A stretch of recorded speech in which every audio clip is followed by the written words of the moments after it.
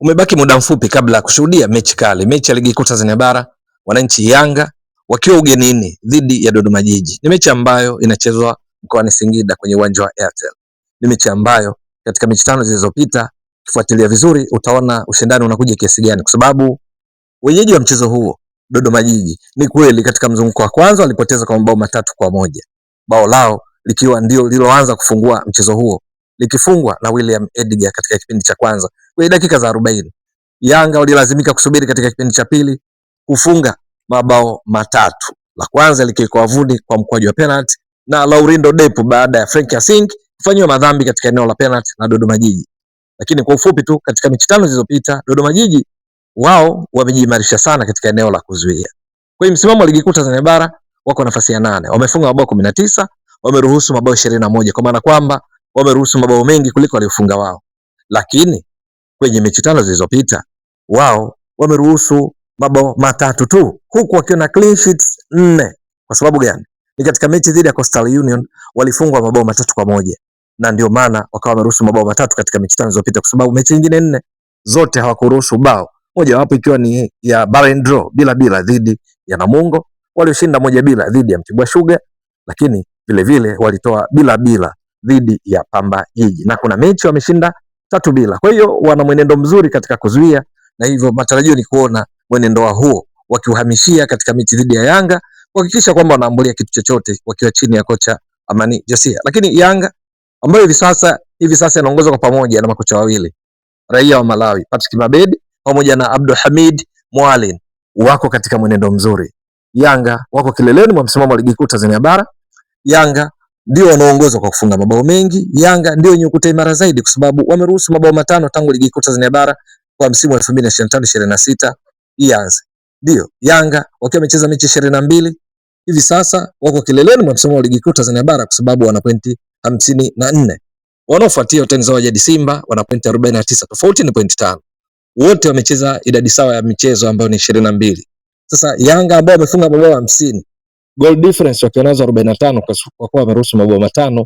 Maana yake Yanga ndio timu yenye pointi nyingi, ndio timu yenye kufunga mabao mengi kuliko timu zote, ndio timu iliyoruhusu mabao machache kuliko timu zote, ukifuatiwa na watani zao jadi Simba walioruhusu mabao 9 pamoja na Azam ambao pia wameruhusu mabao 9.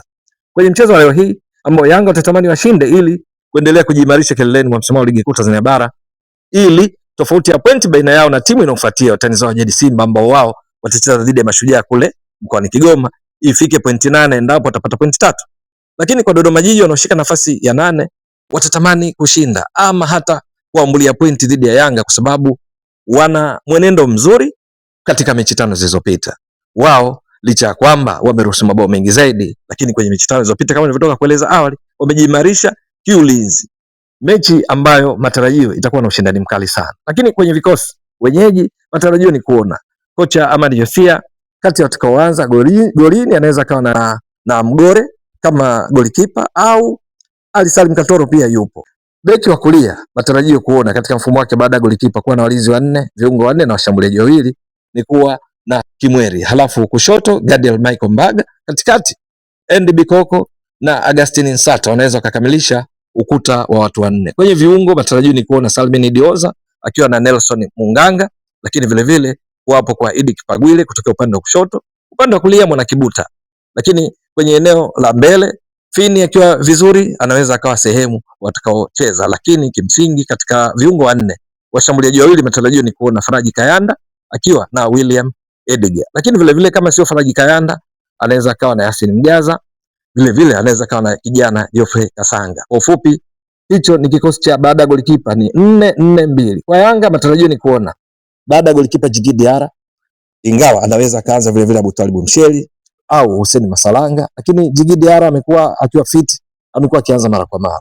Beki wa kulia anaweza kawa Isra Patrick Mwenda au Kibwana Shomari, lakini kuna Kwasa Tula yao ambaye katika siku za karibuni ameonyesha kiwango bora sana, hasa pale timu yao inapopandisha mashambulizi kutoka upande wa kulia.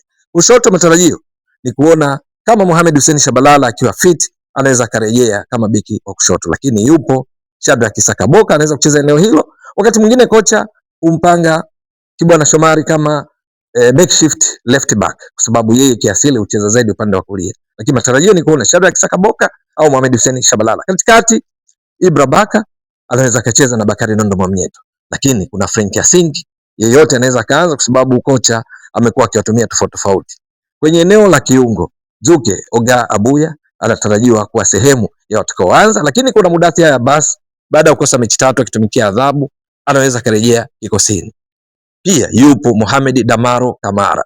Kwenye viungo watatu ushambuliaji matarajio ni kuona Pedro Pacome akioperate kutoka upande wa kushoto katika mfumo wa baada golikipa ni 4-2-3-1, kwa maana kwamba walinzi wanne, viungo wale ukabaji watatu wa ushambuliaji, ndipo hapo unamkuta Pacome kwenye upande wa kushoto, alafu kulia unamkuta Alan Okello kwenye makaratasi ama Maxim pia Nzengeli. Nasema kwenye makaratasi kwa sababu unaweza kumuona Alan Okello anaonekana kutokea kushoto, amini kulia, alafu kuna Maxim pia Nzengeli.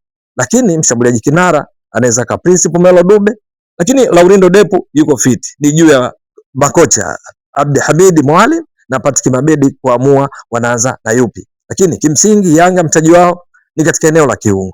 Unapozungumza Alan Okello akicheza na Mudathir Abbas, akiwa na Maxim pia Nzengeli, ukiwapo na Zuka Abuya, hasa kwenye wakati wanashambulia hujui yupi anacheza nafasi ipi, kwa sababu Okello hivi karibuni amekuwa akiingia sana ndani, anafunga, ana assist, lakini wakati wa Mudathir Abbas ana rekodi nzuri ya upachikaji mabao.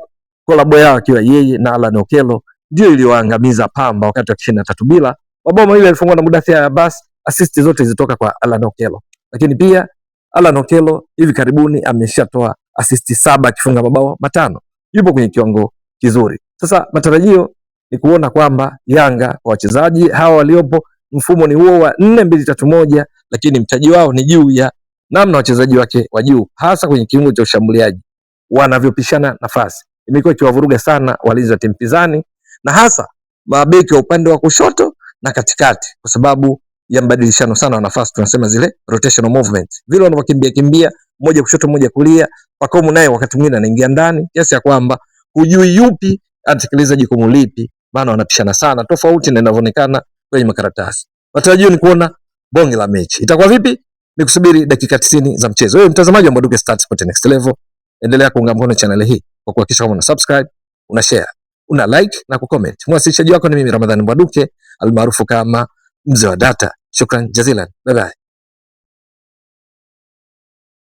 Una share, una like na kucomment. Mwasilishaji wako ni mimi Ramadhani Mbwaduke almaarufu kama Mzee wa Data. Shukran jazilan. Bye bye. Una share, una like na kucomment. Mwasilishaji wako ni mimi Ramadhani Mbwaduke almaarufu kama Mzee wa Data. Shukran jazilan. Bye bye.